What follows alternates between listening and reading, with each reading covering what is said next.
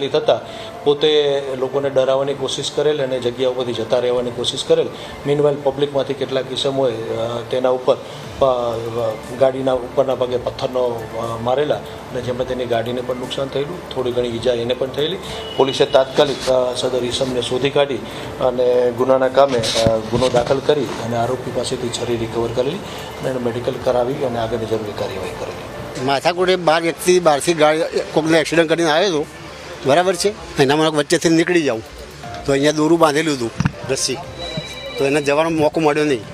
એને ગાડી રિવર્સ લેવા ગયો અને પછી અંદર બેસીને લોકો ઘેરી લીધો ને, એ લોકોએ એને ચાકુ બતાવ્યું. ચાકુ બહાર કાઢી વિડીયોમાં ચાકુ ઓલરેડી છે જ, ત્રણ વિડીયો બનાવેલા છે લોકોએ. પછી લોકોએ પબ્લિકે પથ્થરમારો કર્યો. એટલે પથ્થરમારો કરે તો પબ્લિક બચવા માટે ખ્યાલ આવી ગયો. પછી મારી નાખીશ કે કોઈ મને અડશો નહીં કે ખ્યાલ આવી ગયો. આ રીતની વાત ચાલતી હતી અને હા, અને પછી ગાડી હવા કાઢી નાખી એટલે ગાડી લઈને ભાગી ગઈ.